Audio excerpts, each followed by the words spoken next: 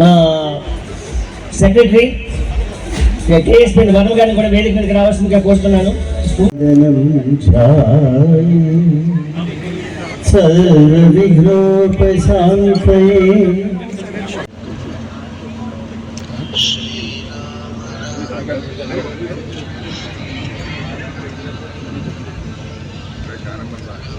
గట్టిగా కరతాళ ధ్వనులతో జ్యోతి ప్రారంభించి ఇవాళ మన సంస్థను ప్రారంభించుకుంటున్నాం.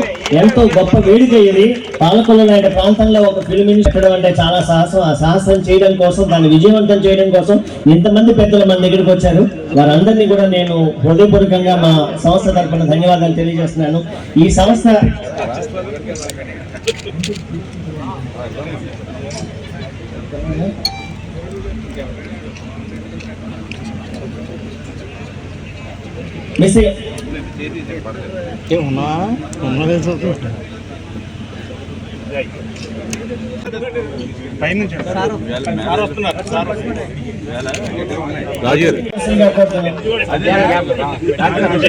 ప్రజల వద్దకే పరిపాలన లాగా మీరు ప్రజల వద్దకే శీల్ రాజుగారు ఈ వద్దకే శీల్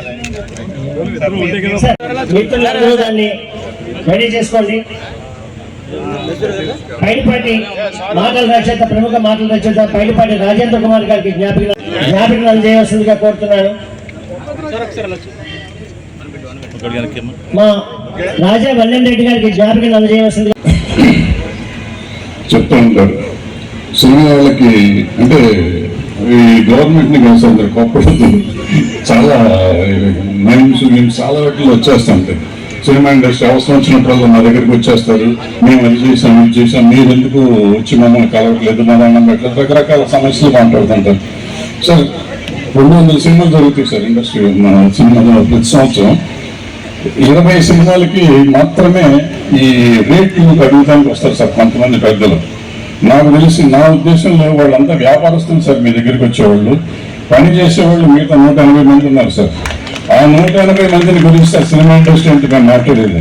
అన్ఫార్చునేట్గా మరి ఎందుకో ఏ ప్రభుత్వం వచ్చినా, మీరు కాదు ఏ ప్రభుత్వం వచ్చినా ఆ 20 మంది అంటే ఆ 4-5 ఉంటారు. వాళ్ళు 20 సినిమాలు తీసేవాళ్ళు. ఆ 4-5 వచ్చారు కాబట్టి మిగిలిన వాళ్ళు ఎంత వాళ్ళే నా దగ్గరికి రావటం లేదు అనే ఆలోచనలో ఉంటారు.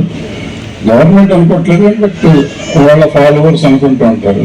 ఇది ఒక భ్రమ అనేది నా ఫీలింగ్. మీకు తెలిసి మీకు తెలియదు కాదు అది. ఇంకోతే సార్ సిస్టమ్ ఒకటి కావాలి సార్ మనం చేయాలండి. భవిష్యత్తులో సబ్సిడీస్ ఒకటి కావాలి సార్. ఫర్ ఎగ్జాంపుల్ నేను కాకుండా ఇంకా 4-5 సినిమాలు నేను మధ్యప్రదేశ్లో ఒక సినిమా తీశాను సార్. ఇంకో మిత్రుడు అరుణాచల్ ప్రదేశ్లో తీశాడు, ఇంకొక ఆయన ఇంకో చోట హిమాచల్ ప్రదేశ్లో తీశారు. ఇవన్నీ సబ్సిడీలు ఇస్తున్నారని మేము అడుగుతున్నాం సార్.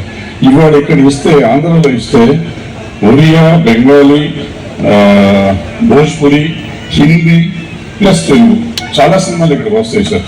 ఆల్రెడీ ఇక్కడ 20% సినిమాలు చేస్తున్నాను సార్.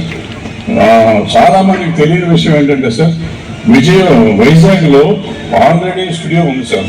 అది తెలియని విషయం కదా. స్టూడియో ఉందని చాలా మంది తెలుసు, కానీ అక్కడ రికార్డింగ్స్ జరుగుతున్నాయి సార్. రికార్డింగ్ స్టూడియో ఉంది, డబ్బింగ్ స్టూడియో ఉంది. ఆ రికార్డింగ్ స్టూడియోలో బాంబే నుంచి వచ్చి ఇక్కడ చేయించుకుంటున్నారు సార్ మ్యూజిక్.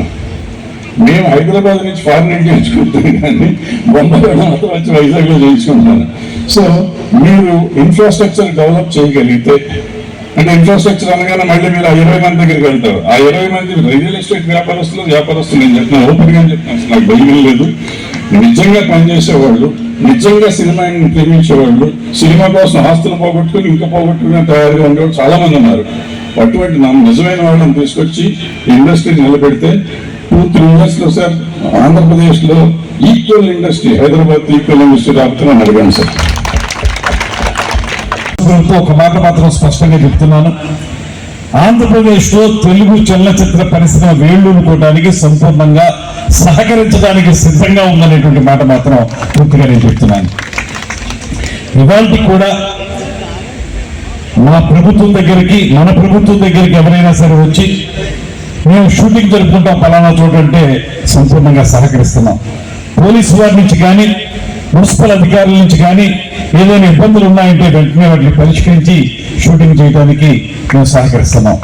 దాంతోపాటు మీ అందరికీ తెలియంది కాదు, తెలంగాణలో చలనచిత్ర పరిశ్రమ మౌలిక సదుపాయాలు ఉండటం వల్ల, అంటే స్టూడియోలు, రికార్డింగ్ థియేటర్లు, రీ రికార్డింగ్ థియేటర్లు, నటులు, దర్శకులు అందరూ స్థిరపడటం వల్ల అది ప్రత్యేకమైన స్థానంగా ఉంది. కానీ ఇవాళ షూటింగ్లు ఎక్కువ జరుగుతున్నటువంటి ప్రాంతంగా తీసుకుంటే మాత్రం ఖచ్చితంగా అది ఆంధ్రప్రదేశ్ మాత్రమే అనేటువంటి మాటను కూడా మీకు మనవి చేస్తున్నాను.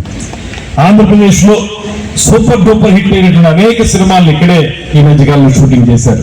మారేడుమిల్లి ప్రాంతం కానివ్వండి, అరకు వ్యాలీ కానివ్వండి, విశాఖపట్నం కానివ్వండి, తిరుపతి ప్రాంతం కానివ్వండి, నిరంతరం ఏదో ఒక షూటింగ్ జరుగుతూ ఉంటుంది. మనం ఖచ్చితంగా చూస్తే వేరే సినిమా పరిశ్రమలు కూడా ఇక్కడికి వచ్చి షూటింగ్లు చేస్తాయి.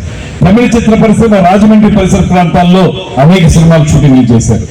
అదేవిధంగా హిందీ సినిమాలు కూడా ఎప్పుడో ఆ రోజుల్లోనే విశ్వనాథ్ గారికి గోదావరి మీద మక్కువతోటి సిరిసిరిము సినిమాని హిందీలో తీసినప్పుడు, సర్గం అనేటువంటి సినిమా తీసినప్పుడు ఆ సినిమా రిషి కపూర్ గారిని వాళ్ళు తీసుకొచ్చి రాజమండ్రిలో షూటింగ్ జరిపినటువంటి సందర్భం మీకు తెలియజేస్తున్నాను. ఇలాగా లొకేషన్స్ కానీ సుందరమైనటువంటి ప్రదేశాలు కానీ ఎక్కువగా ఉన్నటువంటి ప్రాంతం ఆంధ్రప్రదేశ్.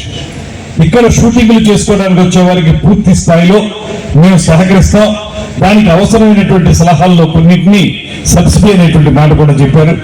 ఒకప్పుడు చెన్నై నుంచి ఆంధ్రప్రదేశ్కి తెలుగు చలనచిత్ర పరిశ్రమ తీసుకురావాల్సి వచ్చినప్పుడు ఆ రోజుల్లో హైదరాబాద్ లో షూటింగ్ లేకపోతే ఆంధ్రప్రదేశ్ లో షూటింగ్ చేస్తే మేము సబ్సిడీ ఇస్తామనేటువంటి మాట ఆనాటి ప్రభుత్వాలు ఇచ్చినటువంటి సంగతిని గుర్తు చేస్తున్నా.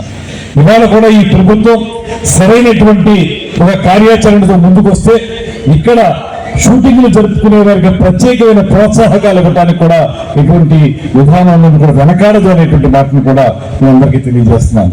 కానీ